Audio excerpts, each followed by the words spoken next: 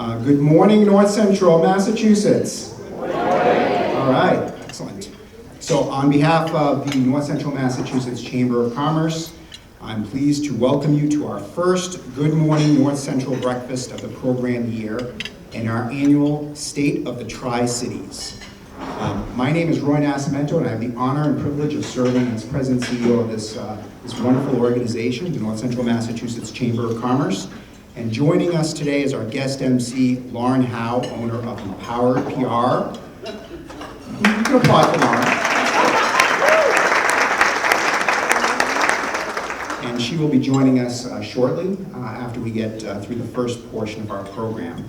So before I continue, I want to extend our thanks, first of all, to our premier sponsor, Unitel, who graciously sponsored this morning's breakfast. So we have a whole table of folks from Unitel. Please give a wave.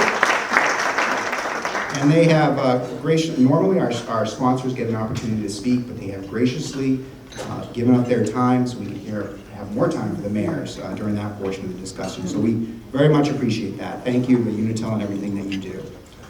So in addition to the three mayors that we have here today that will be speaking a little later, we'd also like to recognize a few other elected officials that are in attendance today. We have Leominster City Councilor Claire Frieda, who I saw in the back. Claire, give a wave. Thank you for joining us. And representing Senator John Cronin, and she also serves as City Councilor in Fitchburg, is Beth Walls. So Beth, here. Beth, thank you for joining us.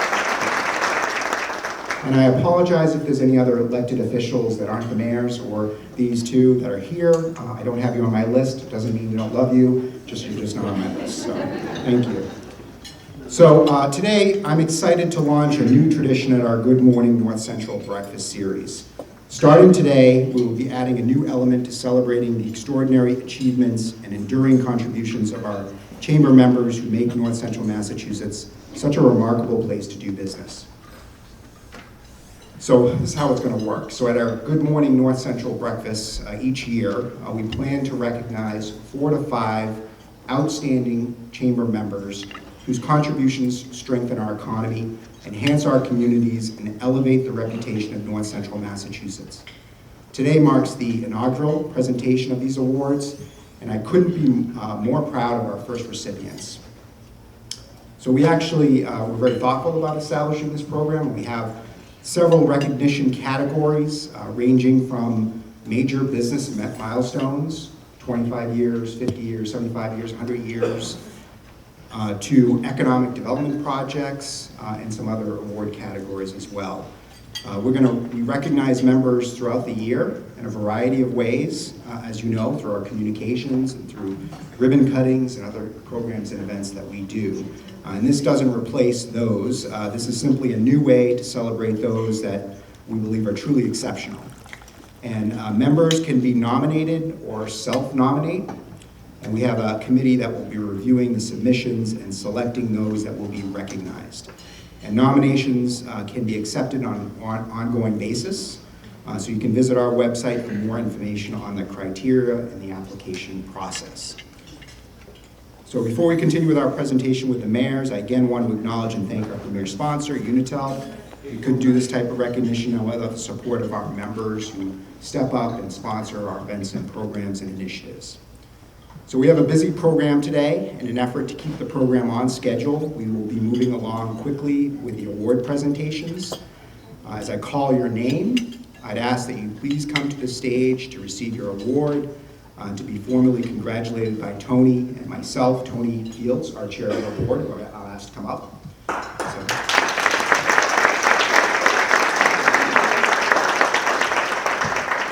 So we're going to take a quick photo when you come up here to accept your award, and then you can return back to your seat. So I've got lots of questions about people asking if they have to give a speech or anything. They don't have to give a speech. Most people were relieved about that. So you're off the hook, no big speeches. So we're going to move pretty quickly. So our first honoree represents an incredible milestone, Catania Oils, and they are here celebrating 125 years of excellence in our industry.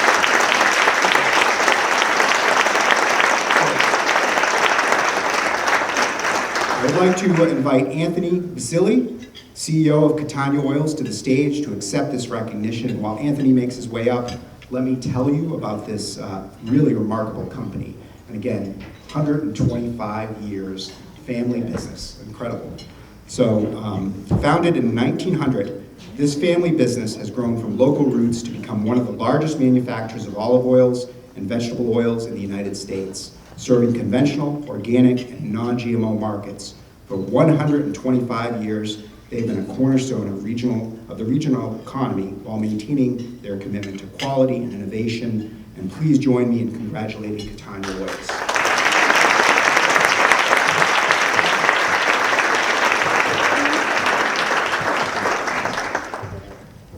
Next, we would like to celebrate the Fitchburg Art Museum that has been enriching our cultural landscape for 100 years. And I'd like to invite Rebecca Wright up to the stage. She's one of the directors there at the Fitchburg Art Museum to accept this recognition. And while she makes her way up, let me tell you a little bit about this remarkable institution.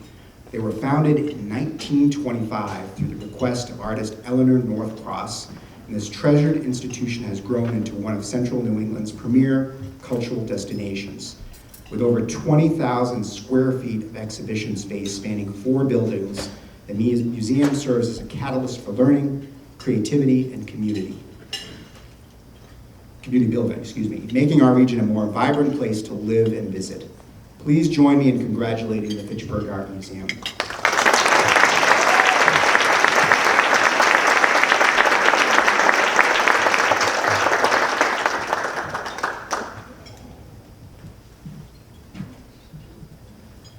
Next, we would like to recognize Foster Healy Real Estate for reaching their remarkable 100-year milestone.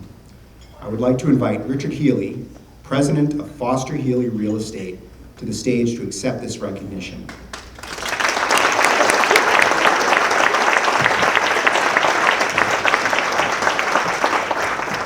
Let me tell you a little bit about this remarkable family-owned business. Since 1924, this independent, locally owned company has been helping families and businesses find their place in north central Massachusetts. From Leominster to Athol, from Townsend to Petersham, they've built lasting relationships and treated every client as family for an entire century. Please join me in congratulating Foster Healy Real Estate.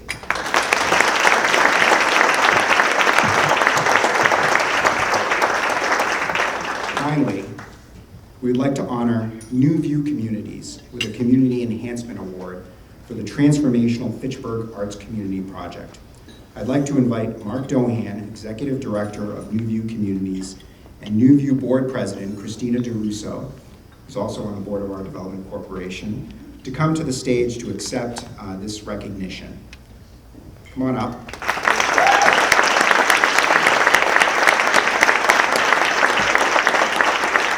While they make their way up, let me tell you a little bit about this remarkable project.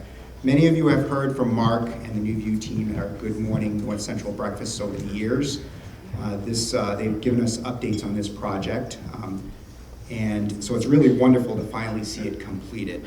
And this $46 million initiative has breathed new life into 3 historic municipal buildings, creating 68 units of affordable housing, artist-preferred affordable housing.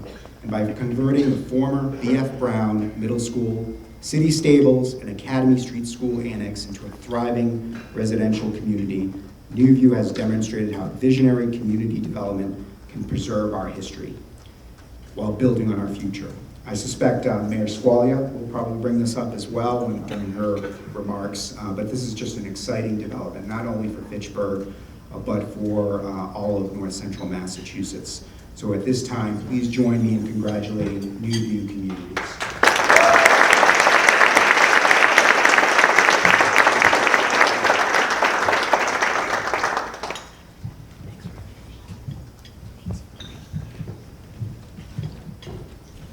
Thank you, Tony.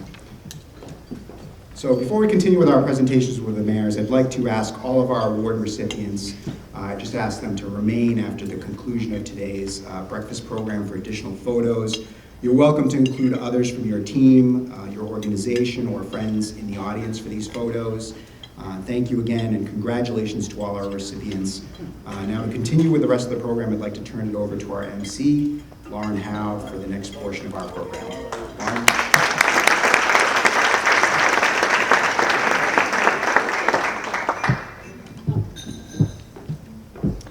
Thank you, Roy and Tony, and congratulations to all of the award recipients this morning. That's really remarkable. And welcome everyone to our first Good Morning North Central of the season. We do have a full program this morning, and we are all excited to have you here with us. As you know, we'll be hearing from the three mayors, Sam Squalia of Fitchburg, Mike Nicholson of Gardner, and Dean Mazzarella of Leominster. Now I'd like to introduce Fitchburg Mayor Sam Squalia. Mayor,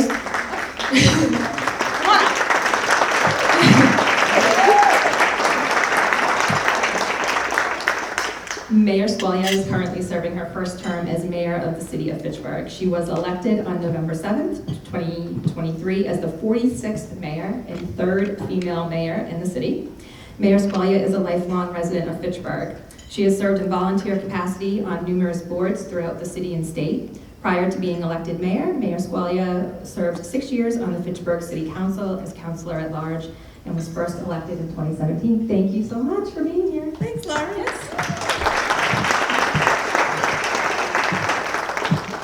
All right, good morning. Good morning. Thanks everyone for being here and inviting me to talk about how amazing Fitchburg is, because I do that all day. Okay, let's see, what do I got? Okay, so let's start with some brand new openings for businesses in the city of Fitchburg. There were too many that I could fit on this slide. I kept having to make the font smaller and smaller. So this is not an exhaustive list, but this is a pretty good list. Marcello's restaurant opened since we last saw each other. They are Italian and Greek food at the old Il Forno on Airport Road in Fitchburg. So amazing. We have a new store, Flirtatious. It's kind of like Spencer Gifts at the mall, except on Main Street in Fitchburg. They do a lot of fun jokes. Let's Rage. They're like a rage room and a paint room where you can get together with your friends or your kid's birthday party and do you beat things and smash things. You know, it depends how many things you want to buy, and then you smash them in the room. They give you the suits and the hammers, and they also have a paint room that you can throw paint at each other. Super fun. So that's at 20 Putnam Street in Fitchburg. They moved from John Fitch Highway, so they're right on Main Street in Fitchburg. So we're kind of building up Main Street to be a real destination. You know, a place where you can live, a place where you can go play, and a place where you can absolutely dine, because the dining in downtown Fitchburg is looking real good too. And also in downtown Fitchburg, you can also learn. So we have the New England Institute of HVAC at 480 Main Street that just opened up, I think of May of this year. And so I just visited their first graduating class. I think it's like a 3-month course, something like that, to really get immersed in everything to be an HVAC technician, which, you know, the trades are a much needed area of employment, especially HVAC, as we continue to see, you know, new technology in heating, ventilation, and air conditioning. So right on Main Street, so if you got someone who's looking for a new career path, there you go. Hill City Mini Golf just opened. That's like it's definitely over a $1 million investment. It might even be $2 million investment on Lunenburg Street in Fitchburg at the old Thunderbird Motel. They even preserved some of the old Thunderbird wall. So if you're interested in nostalgia and golf and beverages, and they have food also, and cornhole, and the thing where you throw the volleyball into the barrels. It's fun. It's a fun time. It's a great place to bring, like, for a work outing. Bring some of the work team. We did that recently with our City Hall crew. It's a great place. Senior Helpers opened on South Street. We had a chamber ribbon cutting. It was nice. It was very nice. Elder care in their homes. Then we have a new Brazilian cafe that opened up John Fitch Highway right next to Cluck and Crispy Chicken, which also opened fired chicken or fried, whichever way you want to spell it, on John Fitch Highway right next to where Ollie's is going to be also, which everybody's very excited about Ollie's at the old Big Lots That's going up. Then the wine bar on Main Street, Fitchburg. NutriShop Fitchburg relocated down to Twin City Plaza there. We got a new AJ Destiny Caribbean Cuisine, that's Haitian food. Cowboy Supermarket, huge, awesome, everybody's loving that. They got amazing meat market and a bakery and food all day, 5 a.m. to 9 p.m. every single day except Sunday, which is 7 a.m. to 7 p.m. So basically every day. And then Dunkin' reopened on Main Street, which with a drive-through and a walk up, and looks really nice. I see a lot of Fitchburg State University kids there. They're getting ready to go to class, juicing up.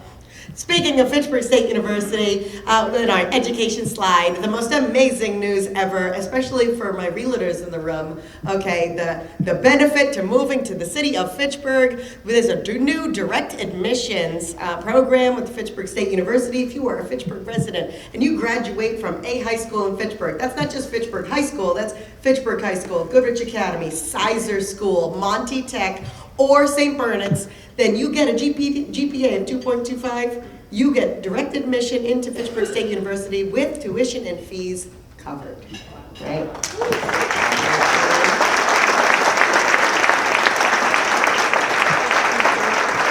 So we're gonna see a lot more Fitchburg Red Raiders and Bernardians and Bulldogs going to be Falcons at Fitchburg State. And then on to new investments in our education. Crocker Elementary School is complete. The brand new Crocker Elementary School, it's a $76 million project, which is actually 62% funded by the Mass School Building Authority. That just opened for the students with approximately 812 capacity, and there's like 770 students approximately that are attending Crocker Elementary School now. We're doing the ribbon cutting on October 1st. It's the first new ribbon cutting for an elementary school in Fitchburg in 56 years. So, huge. And then we opened up the Monty Tech MVP Academy with Gardner High School, Fitchburg, and Narragansett, where they do plumbing, electrical, and carpentry. But plumbing is we're still waiting for DESI for plumbing, and that's been an unfortunate delay, but it should be coming maybe next school year.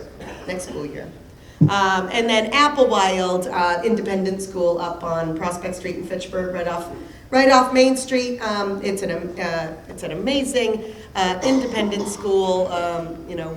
I think it was opened first in like 1956, something around there, and they are doing incredible investments. I mean, $100 million plus investments in the school with new gym, with new dormitories, with just the new administration building, everything. They are doing amazing things there, and a great community partner for the city of Fitchburg. All right, what else we got? We've got some infrastructure. The new Fitchburg Public Library is under construction. Big $40+ million investment there. They're saying maybe spring, summer of 2026, so I'm just going straight to fall. Okay. Fall 2026 is my prediction for that opening, and we're predicting that, and we're expecting that Newton Place, the street right next to Espresso Pizza, we're expecting that they'll be able to clear that also and open that road back up during construction sometime this winter, maybe. Liz, does that sound right? Maybe this winter. We'll open up Newton Place Library. Yeah, that's what we're thinking. All right, the Twins, so we've got multiple bridges going on the downtown, 4 bridges, I mean hundreds of millions of dollars construction in downtown Fitchburg. And so the Twin Cities Rail Trail Bridge, my favorite Twin City Mayor, Dean Mazzarella, he's gonna make sure they push that through, okay, with MassDOT, right? Okay. All right, he's already on it, okay? You didn't tell him that part. I called up Dean, I was like, we got a problem, and there he was, within days. Okay, we're getting some movement. So phase 3 is going to be completed for phase 2. I don't know how that happened in Leominster. All right. But phase 2 in Fitchburg's coming up next.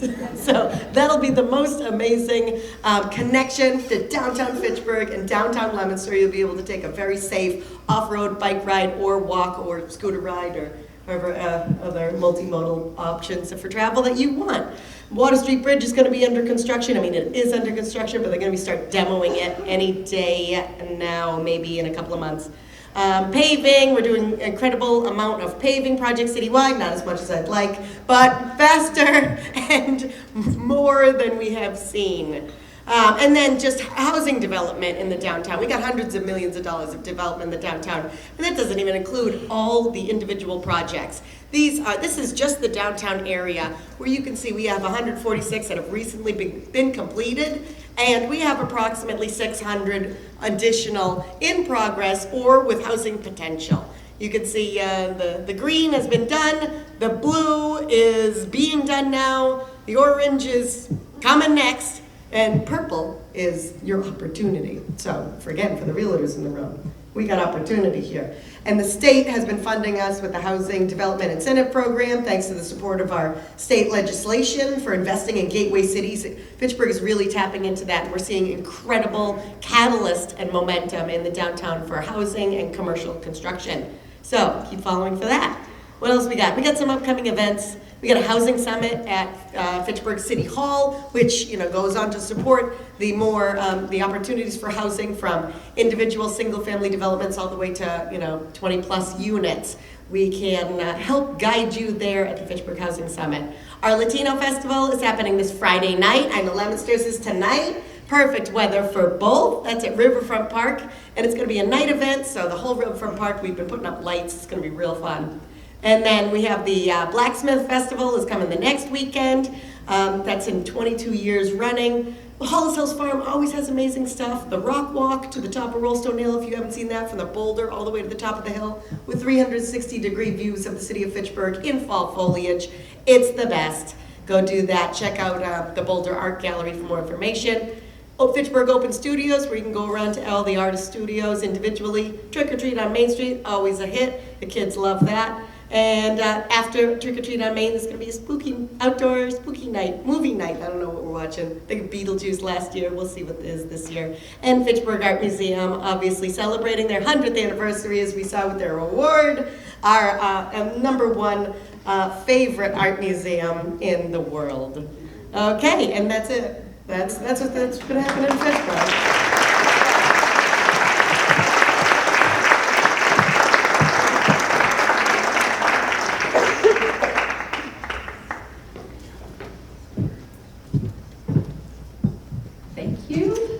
Mayor Squalia, very exciting going on in Fitchburg. I can't wait for trick or treat. It's one of my favorites. Next, we would like to welcome Gardner Mayor Mike Nicholson. Thank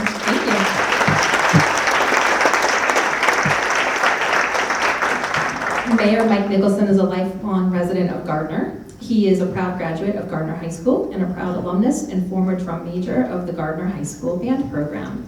While still in high school, Mayor Nicholson began interning for then Mayor Mark Hawk, which kindled his interest in local government. He would go on to then replace Mayor Hawk as the city's 20th mayor in 2020 during a special election. Mayor Nicholson is the third youngest mayor in the city's history and the city's first Hispanic and Latin American elected official. Welcome, Mayor Nicholson.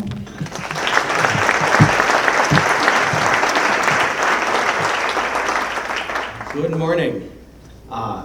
Thank you for having me here today. Always excited to talk about the great and exciting things happening in Gardner. I don't have slides like Mayor Squalia did. I had a little stuff I had to take care of on Tuesday in Gardner. But now that the election is over with, we can talk about all the great things happening here in Gardner. It's really been a busy year for us here. There's a lot of stuff that's in its planning stage that I'm really excited for when we talk next year, to talk about how those planning stages are now being put into action, how those projects that are starting now are done. But there's a lot that's happening, and if you're driving around Gardner, you're going to hit a lot of detours probably within the next week or two. It's been really cool and really fun.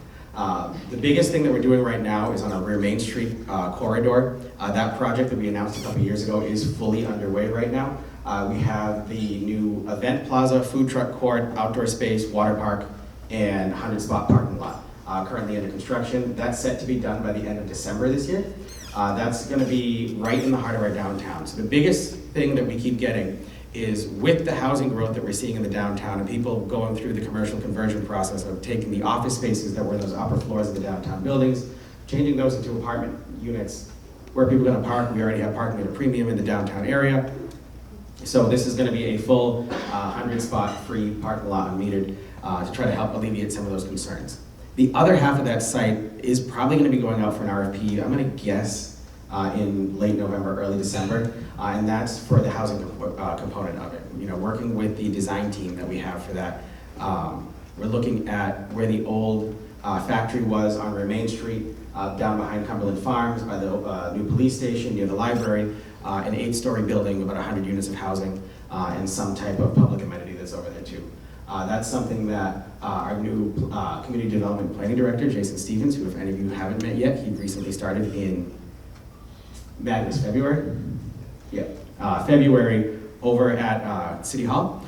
He's great, he's energetic. He came to us as the former marketing and events coordinator for the Greater Boston Chamber of Commerce and wanted to get out of the Boston life. And so when he came here, he really hit the ground running and has done a great job out here in a more calm setting than the commuting is a lot easier to get around in Gardner than it is to get around Boston, where you're an hour from anywhere you want to go. So that's currently underway. The old Rome Square building has been torn down. That's also going to be out for market soon through the Gardner Redevelopment Authority.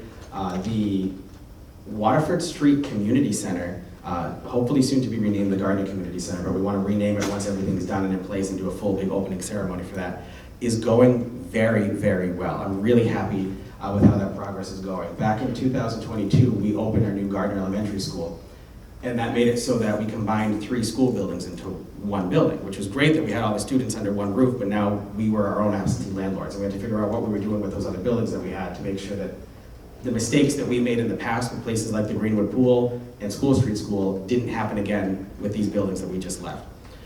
So we are taking the old Waterford Street School that was built in 1962 as Gardner Middle School at the time, and then had a wing attached to it for Gardner's preschool, and then just went full elementary school, did that for several years, and then in 2022 the building became vacant. That's going to be our new community center. What's going into that building will be our senior center. That's currently under construction right now. Construction, retrofit, whatever you want to call it. But we've installed new mini splits. We've got new lighting installed. We're currently working on paint with the seniors, because in order to meet certain dementia-friendly and Alzheimer's-friendly and aging-friendly requirements, we have to have warm colors and to make it look less institutional in the building. So we're actually working with the senior center right now to figure out what colors are going to go in the building. And then figuring out what event space could go in where, because this is tripling the size of our current senior center that we have over on Pleasant Street. So not only are we adding additional space, but it's also a 1-floor area, which right now our senior center is in a 3-floor building. And the amount of times that we've had to send in the EMTs or the firefighters because someone fell down the stairs going from bingo up to the bread raffle or something like that has been an issue. So having everything on 1 floor really does help alleviate a lot of those concerns that we were seeing over there. And I'm really excited for that. We're probably looking at a spring move for that, just because when you're moving furniture and pool tables and bingo boards and everything like that, and you look at the volunteers who have signed up to help us move those things, I don't want ice on the ground. So that's going to be something that we're going to be taking care of probably within the spring. The Gardner CAC is also going to be moving into that location this spring as well. If any of you have been to the old Waterford School, it's in the old library. That's going to be the new food pantry for the CAC. So that quadruples their space that they currently have over at their Pleasant Street location, which is great because their demand has more than quadrupled in the past 5 years, let alone before that. Additional space that they're doing over there is they're adding an additional kitchen. So what was the principal's office is now being retrofitted into a kitchen for their hot meal program. And there's a lot of different other activities. There was an Eagle Scout who revamped the old front office into a pantry right now, a clothing pantry. So there's everything from toiletries to children's clothing to small hardware materials like nails and hammers and stuff like that. Not for the construction of the building, but if you need one. So different things like that is all going into that place to help grow what the CAC is offering on top of their food programs and their backpack programs and their clothing drives and their school supplies and everything like that. And then currently also operating right now, and this is the one that's already fully underway and actually hit the ground running and just going at this point, is Growing Places.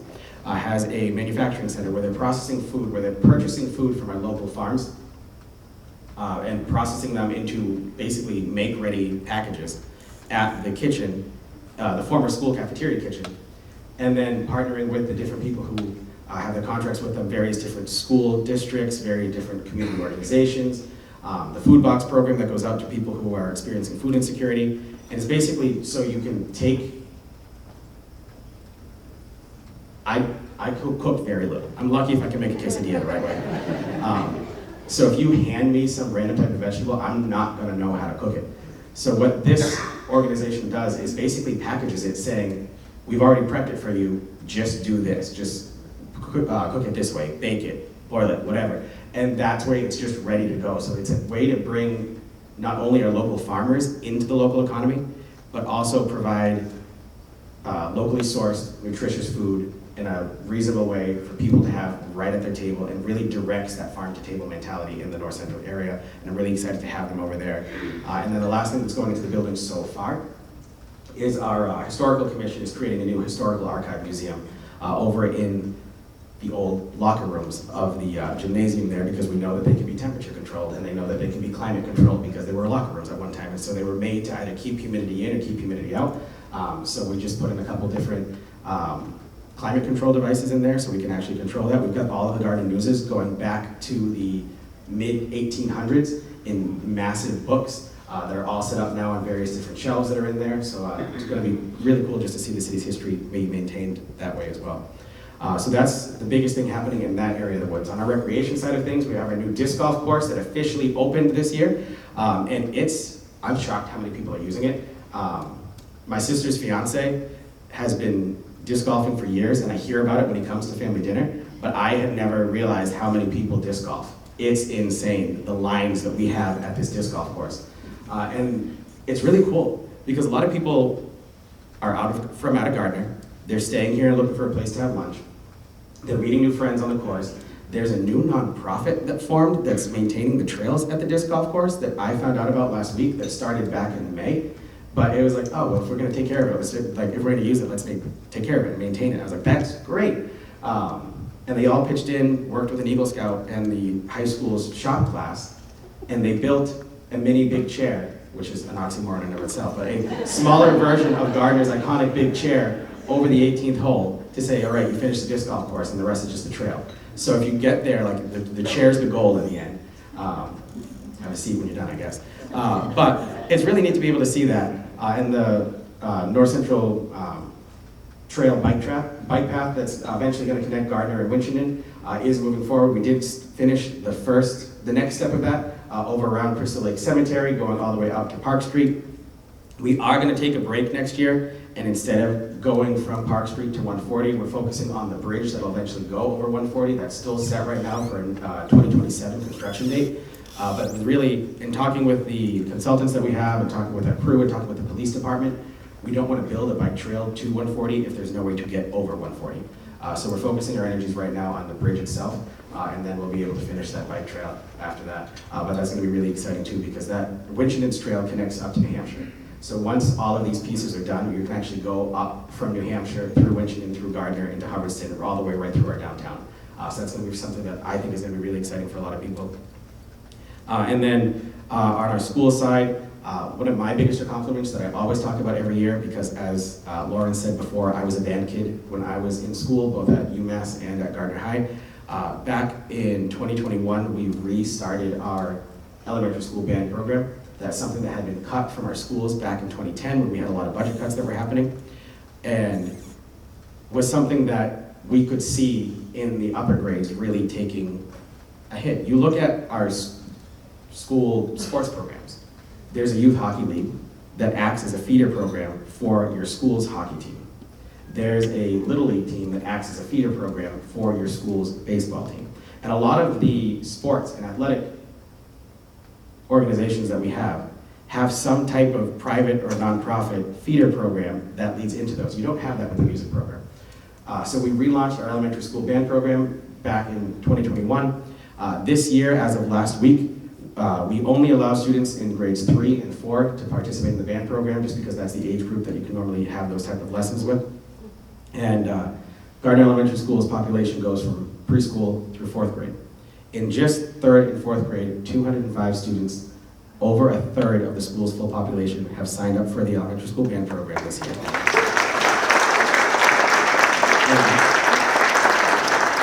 And next year's high school freshmen are going to be the first group to get to the high school that had the opportunity to take band as an elementary school student.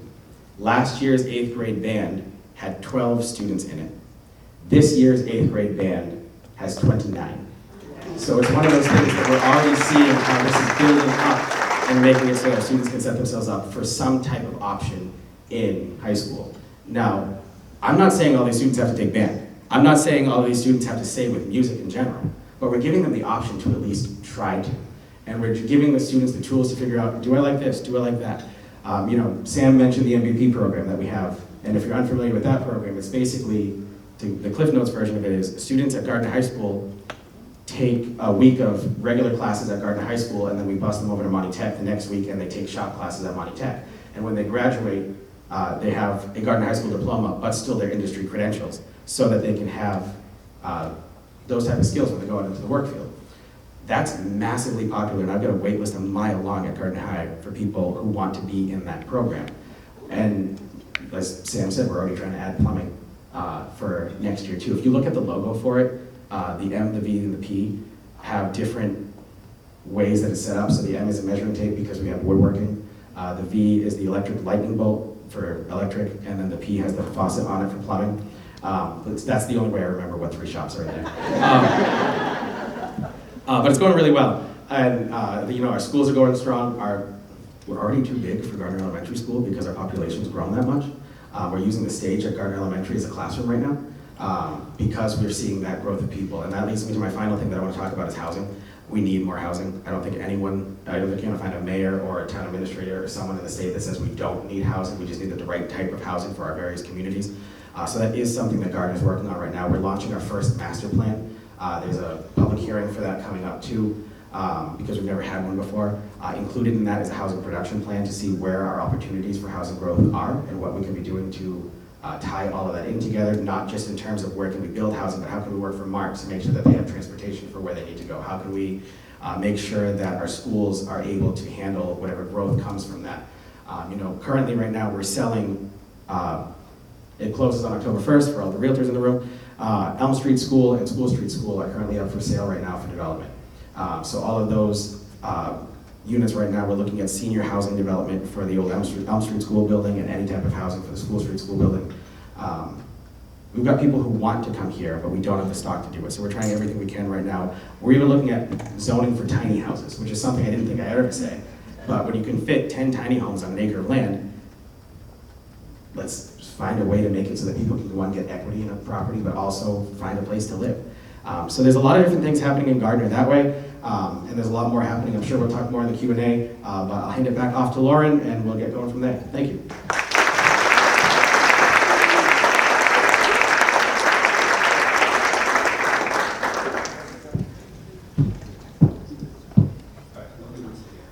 Okay, so let's welcome Mayor Dean Mazzarella, who apparently does not need an introduction. No, it's like graduation. No one wants to hear it. Trust me. They want to open cards. They want to get back to the party. The last thing they want to hear is from me. Well, good morning. You want to hear a story? Last year I gave you a story. Year before a story. You want a story or no story this morning? Okay. So I get a phone call. I'm a big Wizard of Oz fan. Anybody else here a big Wizard of Oz? I mean, like a big, yeah. So all the crazy people he's raising. Bruno's back there going, me. He's the cowardly one. Yeah, so I get a phone call, and this lady gets on the phone with me, and she says, hello, Mayor? And I say, yeah. And she says, I'm calling from Florida. I represent, and you know how you're listening, and you just say yes, but you didn't catch the whole thing? So you just keep saying yes. Yeah. Because you're waiting to get to the point. So at the end of the short conversation, she says she's the agent for Meinhardt, the guy in the Wizard of Oz, who rolls the scroll out that pronounces the witch dead. And he heard I was a big fan of the Wizard of Oz, and he would like to know if I would have supper with him. And I'm like, what? Is there a catch here? No, are you serious? Yeah. So she says, no press. This is not one of those things. He just wants to sit down and have supper. I says, okay. You want to pick a place? I said, well, if we go somewhere in Leominster, they're probably going to get interrupted. Is that right? No. So we come up here. And so I show up. It's in May. mind you, middle of May, and I show up, and there's Meinhardt. And we sit down at exactly 6 o'clock, not 5:59, not 6:01, 6. And we have supper. And he goes on his memory of every single finite detail of The Wizard of Oz. He remembers. And he just goes on. At exactly 9 o'clock, he gets up and says, "Mr. Mayor, I go to bed at 9. Okay? And he was so proud because in World War II he couldn't serve, but he joined the Civil Air Patrol, actually got his license to fly planes so he could move things. But he was most proud at the fact that he, for 30 years, he says, "Mr. Mayor, I just want you to know something." I said, "What?" He goes, "I got a pension." I said, "From the Wizard of Oz?" He says, "No. You know that little cart with the Oscar Mayer Wiener thing? He drove that thing for 30 years, and he got a pension." And he said, "And I'll tell you another thing. If I had a problem at any point, I only talked to one person, Oscar Mayer. That's it. He's the only person I would talk to." And I said, "This guy's, he's really, I mean, like, what an amazing guy." But he was very proud of everything and his whole story. And he learned, he grew up in Wisconsin. He went to the it's still a big thing. We were just down there. It's still a big thing. They still have the big states fair, like the Big E. And he said, he learned to be a caller. And I said, "What's that?" He says, "You throw the rings and stuff." He says, "I always get people to do things they didn't want to do." And I said, "That's pretty remarkable." So he went to bed and I walked out the front door. It's the middle of May. If you remember the movie, what happens when it starts snowing, the poppies, remember that? I walked out the door and it's snowing.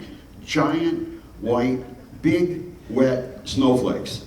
So like a little kid, I run back in here and I get the person at the desk. I say, "You gotta come outside." You're like, "What? Should I call the police?" And I'm like, "No, just come on outside. I want you to verify that it's snowing." So the guy comes outside, he goes, "It's snowing." And he just looks at, I know the guy, but so he didn't, he already knows I'm insane, so it wasn't a big deal. And, but that's my story about Meinhardt. That's Meinhardt.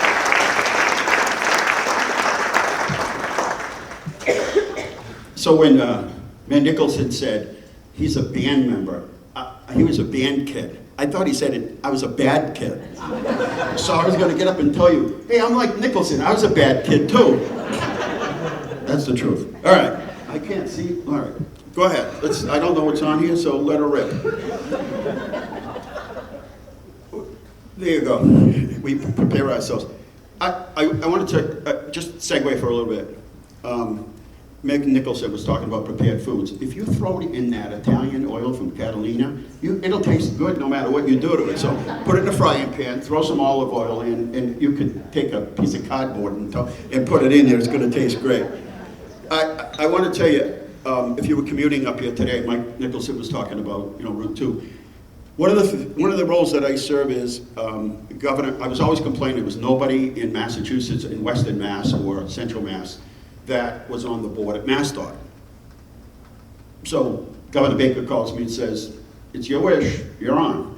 So one of the things that's happening is it has become very expensive to build bridges. Everybody knows anything you do, the cost of everything is going up. Mayor Squalia said it was, how much for the school that you just built? 76 million. 76 million. Our new school, elementary school, 130 million. It's about $900 a square foot for any new school building going up in the state. When we built Somerset back, 30 years ago, we built it for $11, $12 million complete. That's interior, everything. So, Route 2, we're advocating all the time for Route 2. There's some short-term things that we can do, and we meet, I think, next week on that, and there's some longer things. The longer things are going to take longer because most of the money is going towards bigger projects on the main highways, bridges that, if we don't fix them, are going to come down. So I just want you to know, if you're heading up here, as Mayor Nicholson said, more people working east and living west. So Route 2, where, sort of teed it off when you hit Leominster, Fitchburg, cars, vehicles traveling every day to and from places like Greenfield, Orange, and other places. So we're working on it. All right. Why can't I read this? Anyway, we pride ourselves. Here we go. 2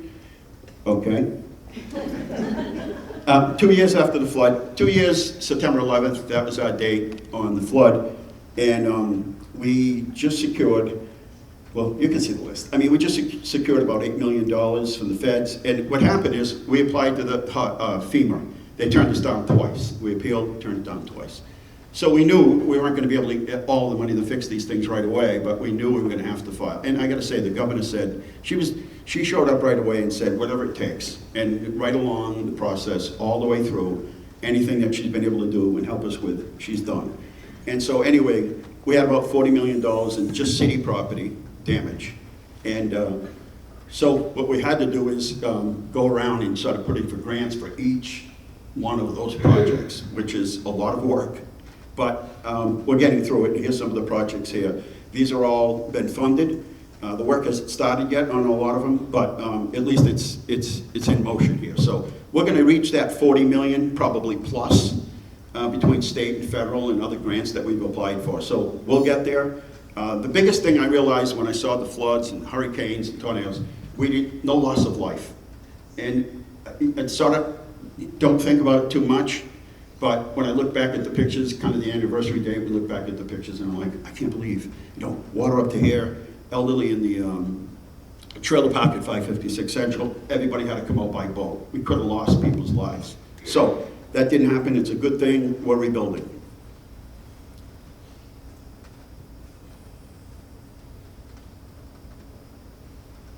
So this is our big project. This has to be done. It's the Monusnock Brook, it's the culvert underneath, it's the walls, it's everything about Monusnock. So Monusnock Brook is that brook, nobody can spell Monusnock, but it's right between Benito's and Brady's. It's that area.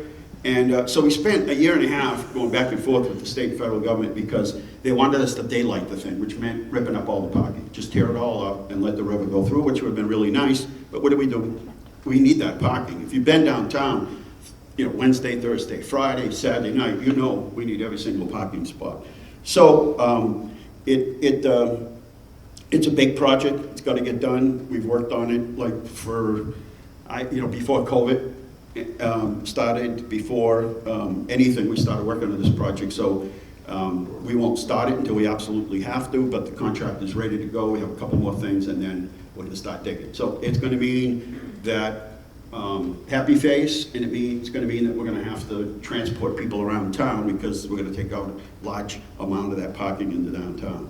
But when it's done, it's going to be a beautiful thing. It's just getting there, right? It's like anything else. It's going on vacation, and halfway through, the kids are like, a mile down the street, are we there yet? No, we're not there yet. But, another 3 days, you'll be there. But we've been working and working and working this thing forever, so we think we have a good plan in place. Hopefully the picture is the next picture, which is my favorite. Let's see if they put it in there. No, it's it's okay. It's what we call the Flamingo Express. So we bought these 3 roadworthy golf cart things, the extended ones with the walls and heat in them and all that. So we have 3 of them, and they're just going to keep rotating downtown. It was like the whole reason I came here this morning, is show you the Flamingo Express, and they don't have the picture in here. So anyway, bought these things. It's pretty much just going to pick people up in different parts of the town, in the different parking lots, and just keep bringing people and leave them off right at the door. So, yeah, the Disneyland Tran, and we had a contest. It was Johnny Appleseed Express or the Flamingo. The Flamingo Express won. And while we were up at the National League of Cities in Denver, there's 20 communities around the country. Kelly, am I right? Everybody wanted to talk about is the Flamingo. I'm like, what? And like, that's it. We couldn't talk about anything. Like, what's the deal? Can you send me something? Can I have something? What's the deal with the Flamingo? Anyway, the Flamingo Express won.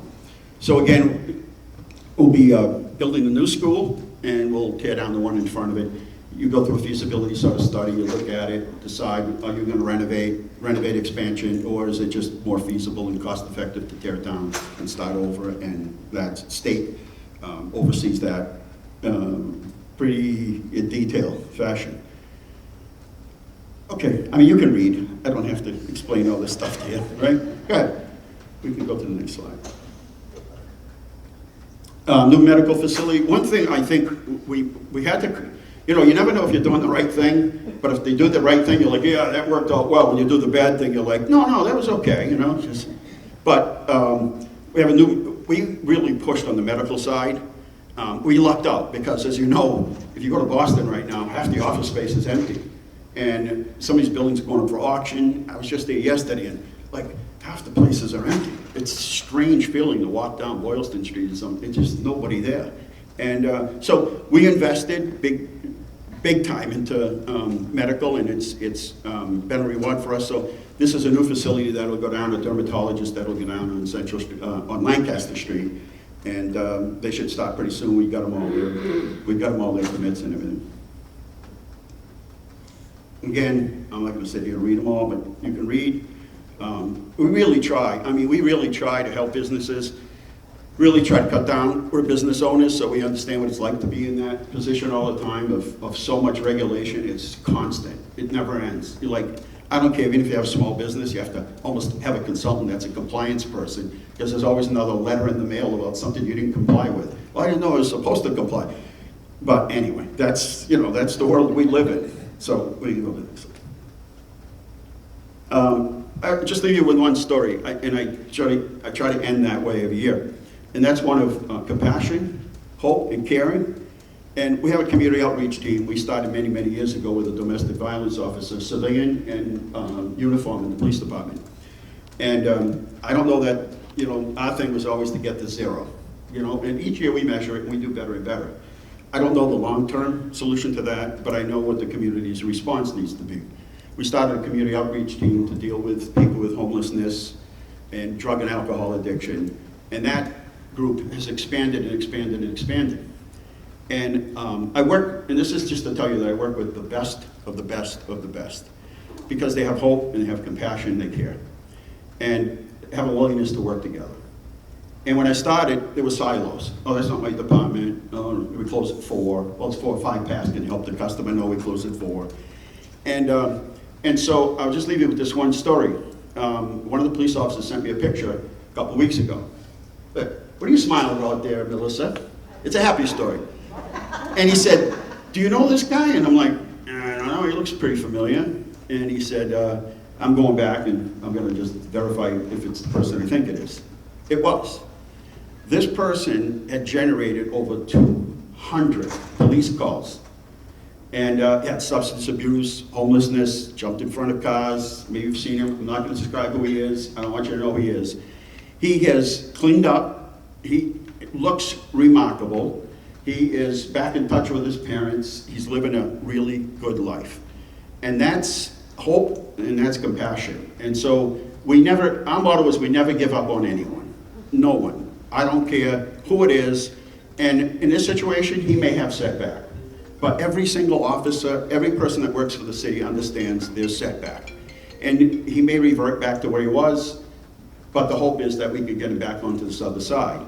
And so we're dealing with elderly, a lot more situations with elderly. People live further from their kids. They didn't have kids. They're in homes. They're in homes where they don't want you to see how they're living. And they might have some medical issues. So they don't want to see how you're living, so they don't get any services in the house. And then finally, somehow or another, we end up in their house, and it's so bad, sometimes we have to condemn the house. But we really try to tell people is, we want you to stay in your home.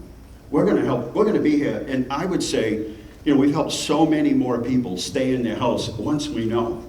We don't want to pull them out of the house. We really want to keep them there.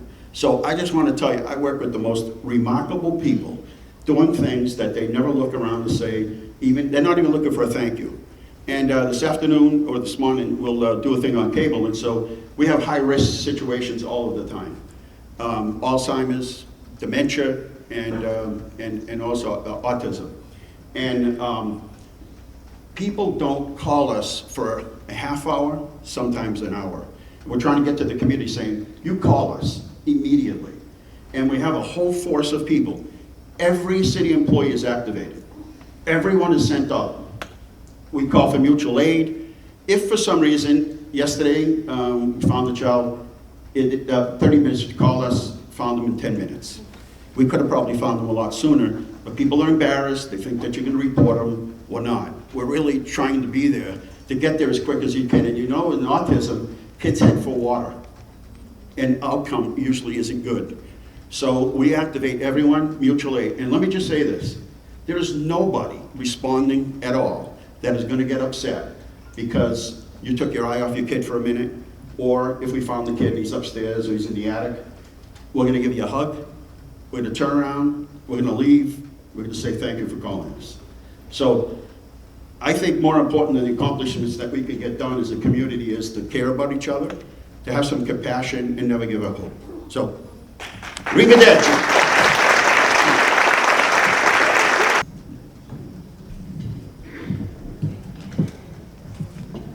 Well, I'm excited to live in North Central. Everything's growing and moving along, so thank you, mayors, very much for all of your information. A lot of you spoke about housing projects in your communities, in your cities and towns.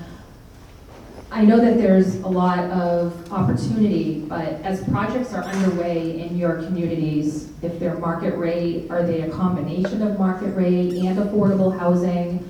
What's sort of the mix when you're looking ahead to these projects for new housing? What are you looking to achieve with that? Are you looking for market, are you looking for affordable, or a mix? So we'll start with Mayor Nicholson. For Gardner, we're looking more for the market rate housing. That's just what we're looking for right now. Right now, Gardner's one of the highest communities with per capita for affordable housing rates. That doesn't mean we're not looking at things in between for workforce housing or for affordable housing that's a different way than the legal term of affordable housing. You look at, I mean, the market's the same as it is anywhere, where a house that you could buy for $150 10 years ago is now a $500,000 house. And that's things that we're always looking at there, but the legal definitions of those, especially for us, for Gardner, that's the only non-gateway city up here. We don't qualify for certain state incentive programs like the Housing Development Incentive Program because our population is too small. So when we say we're looking for market rate housing, it's really just anything that gets us above the affordable rates that we have right now at 18% affordable for our housing stock. The state says try to get at 12. So Gardner's already hit that benchmark that's there, but we're missing that middle housing in between, and that's making it so that our market rate housing that's up top is also clogged up, for lack of a better term, where people can't mobilize and, you know, instead of someone going into a senior housing unit, they're mothballing their second floor and treating their two-story house like a ranch. And that makes it so that someone who's new out of college doesn't have that house to move into, or someone who's starting a family doesn't have that house to move into. So that's why what we're looking for right now are more 1-2 bedroom apartments for our younger professionals who are just getting out of school, just looking to start off on their own, and then some type of you know, single family housing that's more market rate, so that and senior housing that's affordable. So you have to kind of tier it based off the demographics that you're looking at to try to help get people to where they're supposed to be. Mayor Spiller? In Fitchburg, what we're really looking for is a diversity of all housing types. And that's throughout the city. We have a lot of affordable, income restricted housing that's subsidized in the downtown area right now. We just a couple of years ago opened up the Moran Square Apartments, which is 44 units of affordable to workforce housing. We have 68 units of artist preference affordable housing from the various affordable to workforce at our Newview communities, Fitchburg Arts Community, as we saw with the award earlier. And that's also right in the downtown. So in the downtown, when we renovate these old buildings, the HDIP program is for market rate housing, so that's really what we're going for in the downtown. But we need more senior housing. We need to encourage accessory dwelling units so that people can supplement their, if they have a very large home and maybe their kids went to college, they can turn a portion of it, their garage, the backyard shed, the attic, the basement, into an ADU, so that maybe their kids can move there, or maybe someday they can move there. At least they can even rent it out. It doesn't even need to be a family member anymore, thanks to the state legislation. Tiny homes. Tiny homes, I think, would be an absolute game changer for a lot of these areas. We have trailer park areas, imagine little tiny home areas. Some people don't need that much space. And then we need to encourage, parking minimum reform. Because we're an old gateway city, so we have a lot of old mill buildings back when they didn't have cars. And so rather than having those buildings sit vacant and just continue to degrade after decades and decades, we need to look at smart, strategic ways to reduce parking minimums to allow these places to be activated. In Worcester, there's 25% of their renters do not even have a car. So, you know, the government mandating that there's off-street car parking spaces is kind of an outdated way of thinking that has been depressing cities like ours. Am I working? Yeah. I was just gonna say, Mark Owen and John Ho, I mean, thank goodness for them, because I don't know how they're like magicians. They've put these projects together, and it's just, they got great teams, but they never say no, and they really, I mean, they've done remarkable things. I think we need more of that. I mean, in Leominster, we need all kinds of housing. The demand for people that work at Devon's, want to live a little further, you know, west, it's every bracket. Part of the problem is, in the morning, we have meetings about regulations, and then in the afternoon, we have meetings about affordable housing. And, you know, the governor's just sort of loosened up on some of the environmental things that would take a year or two to get going in order to create housing. And, I mean, let's face it, I just gave you an example of what the construction costs are. If you're building a new home or something new, you're talking, even with this new sort of method of, you know, sort of these prefabricated walls, a cube building, you're still at $300 a square foot. Even if you're building 1,000 square foot, what's the cost of that? It's $300,000 without the land. And if you're in Leominster right now, land costs start at $200,000. So how do you get that to be affordable, right? So yeah, we got to look at the accessory dwelling units. And we've had people interested where they're like, my kids are never going to afford to buy a house, so I'll build a little unit for myself, and I'll just turn the house, over to them. Yeah. Those kinds of things. ADU isn't one size fits all. Some places it's going to work, but some places I think it'll create some problems. But we need all kinds of housing right now. But also don't remember, when we kicked into 2008, when the recession hit, we had an abundance of housing because people had to go back to living with their parents, and we had extra housing. And so you've got to keep that balance, keep an eye on, you know, sort of what's going on. But certainly we need more housing, and it has to be more affordable, and we just got to figure out ways to do that. And but right now, it's all kinds for us. It's all styles. Especially for Mayor Nicholson and Mayor Squalia, you really focus sort of on the housing buildings, turning those into the downtown area. Are there other areas in your cities that you're looking at for, like, outside of downtown that you could look at for housing as well? I don't know, Mayor Nicholson, if you want to talk about that. Yeah, definitely. We're looking all over the city right now. We know that there's some vacant land that is owned by the state, by the Mount. So we're working right now with the governor's office to see is that an area that's eligible for housing development. We know the Garbos and S-Bend properties in South Gardner are currently with review for the Executive Office of Housing Livable Community for the purchase and sale agreement that was recently signed on that. That's one of the things that we're looking at for the old S-Bend site. While the Garbos property is an old brownfield, so it's ineligible for housing on it, there's other places around it that might be. And if we're doing commercial development, it doesn't make sense to do housing development around the same area. So there are areas all over the city that we're looking for housing because we need it. The demand has skyrocketed, the stock has stayed stagnant. And it's just one of those things, it's a simple economics 101 supply and demand issue that if you don't meet the supply, if the supply is not there, the demand goes up, the cost goes up. And it's really, that's what we're looking. So we're really doing everything we can to just look where we have opportunity for it. Mayor Squalia? Yeah, Fitchburg, you know, our HDIP zone is in the downtown area, and that's really where you get your most bang for your buck. But we have a lot of areas in Fitchburg that we're looking for redevelopment, especially a lot of these old, like paper mills, old mill factory buildings. These are no longer viable for manufacturing, but they're perfect for housing.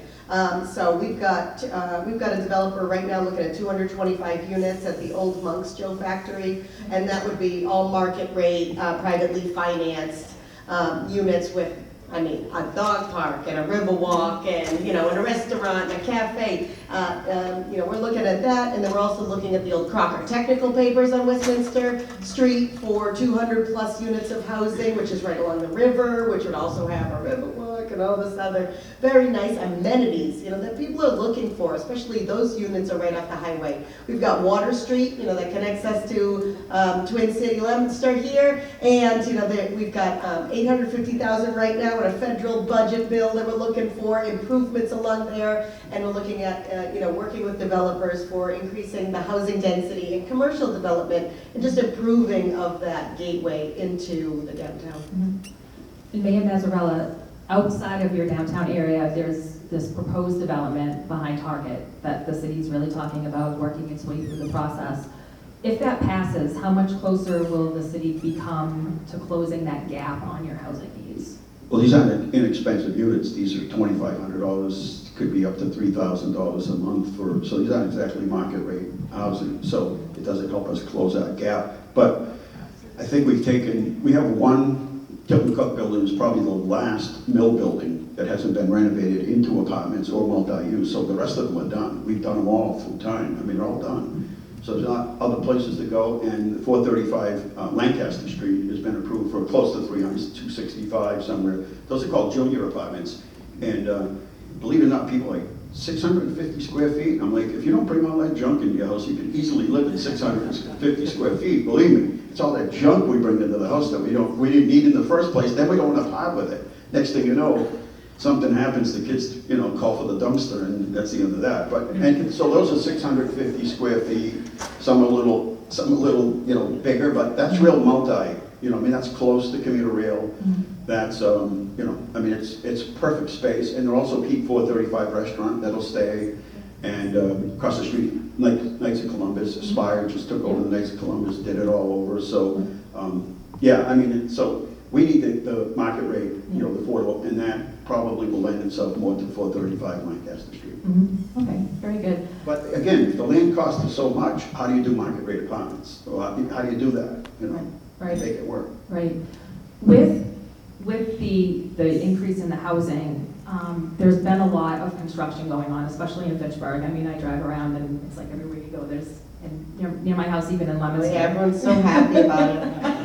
You can't win, can you? Can you give a quick update on the latest infrastructure project underway in each of your communities? Like, what are you what's sort of like the most important one? I know they're probably all important, but what's sort of like the top of your mind? So. Hundreds of millions of dollars going in the downtown. Right now we're replacing all the water lines. We're a little behind, these 100-year-old water lines apparently, they run into problems underground that they didn't expect. Oh, who would have thought? So they're a couple of months behind on that, but we'll be finishing up the water line in November when it freezes, when we can no longer work on the water line up to about Pritchard Street. And then starting next spring, we'll be starting again, moving east to the Moran Square. That's probably going to take another year.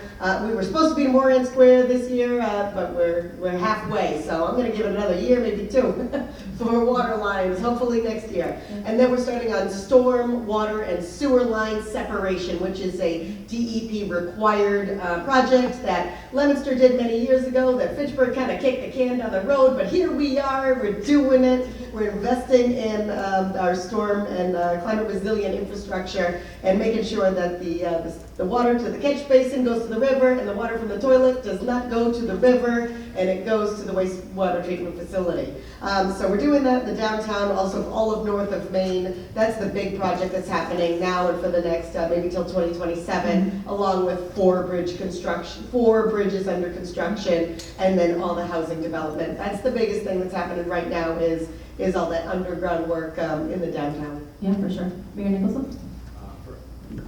For us is also, I'm going to say the water infrastructure upgrades that we're doing. We started this a couple of years ago and we're working on it now over in the Elizabeth Street area by Pearl Street. What is actually done for us from the $12 million we put in to redo all the pipes, we're up to 1933 right now. So we started with pipes that were put in 1862 to 1933. We actually have 91 days worth of water extra in the reservoir now that we've noticed, and it's mainly from the pipes we're leaking. When you have pipes that are over 100 years old like that, they just leak. But what that's done is now given us extra capacity for the future growth, like we talked about the housing growth. Now we have some extra capacity that we don't have to worry about overutilizing our resources in the reservoir. But also when we hit droughts like we're having right now, we're also looking at less restrictions because we have that water capacity that's there too, and that's just from fixing the pipes. So we are going to try to continue that to make it so that we're not leaking out into the city through the pipes as much as we are too. And Mayor Mazzarella, so you're on the DOT board. With all of the hopes of this increased housing, with infrastructure, what's going on at the DOT? I know you're a big cheerleader for Route 2. We come into Route 2, we're traffic jammed now. What are the thoughts moving forward on sort of making sure that the housing and the higher congestion are flatlined? Well, I think, it's been, first of all, I think my place on the board has been able, and the reason I yelled and screamed always was there was no representation from this area. So it's not just about Leominster or Fitchburg, Gardner. I work with little towns that don't have big staff about helping them get their projects through. So it's not just about us, but the whole region. We're gonna need more lanes. Quick story is, you know where Route 2 is in 495? There's a train station you can get there, they call it South Acton or something. There was a building there at one particular point, and it was empty. So I went to the state, we had this meeting, I said, can we just buy this property and turn it into a really cool intermodal station? Showers and bike lanes, and the railroad tracks are right behind there. And so the answer to me, of course, as Mike's age at the time was, it's gonna take too long, it'll take 10 years. Well, here we are 10 years later, 10 years goes by quick. So some of the things we're working on, expansion of the lanes, rebuilding of the bridges, but there's some short things that we can do. Yesterday, I kind of introduced a phone number where you could call about aggressive drivers. In New Jersey, it's *77. You call and report aggressive drivers. We also have aggressive drivers speeding, people not paying attention, obviously, and then you've got solar glare. So if you're heading east in the morning, where's the sun in your eyes? You're coming home at night, where is it? So you're almost guaranteed, the odds are that something's going to go wrong along the way. So we can't stop the sun, but better enforcement, some short-term things. Route 70, coming home at night, and I don't think we ever anticipated all of that traffic coming off of Devon's. And when they're coming off of Devon's, it's like, oh yeah, this is a race. They're coming off at 60, and they're going to get into that lane whether you like it or not. And a lot of times people are bumping into each other. Now you got an accident, you shut down one lane, you wait for the tow truck, and we know the rest of the story. So there's some short and long-term things. I mean, I think we've done Route 13, even though some people think it's worse than ever. Fewer accidents, less personal injury. We're moving more cars through there. We move more cars through North Leominster than they do 190 every day. That's a lot of people, it's a lot of tractor trailers. And then we've done that area in front of Watertown Plaza with the state, and now we got $32 million to do Central Street, which it takes time because they're replacing everything from utility poles and lines to water, sewer, infrastructure, granite curbs, concrete sidewalks, everything. And then the famous roundabout, which everyone cringes when they hear roundabout. So that's all being done. We love roundabouts in Fitchburg. Our roundabouts are better than your roundabouts. But the whole thing is we have to keep people moving, right? I mean, we've got to keep people moving around here, or we turn into the same problem they have in Boston. And so, it's a balance every day, and it's a fight for the money and the cost of, yes, they were improvement projects. That would have cost us $20 million 3-4 years ago. They're coming in at $41 million for some of these projects. So, it's less money, higher cost, and so I will continue to advocate. They know I'm there. I've been there. I'm on the board the longest of anyone. So I get to, and plus, I'm older, so I just get to say what I want, and everybody forgives me. And so I just, in a nice way, try to advocate for this area, that people know we're here, and there's a lot of development in this area, and they should pay attention to us, or listen to me, one or the other, and they should prefer to just give us money. Well, thank you very much, and give it up for our mayors, everybody.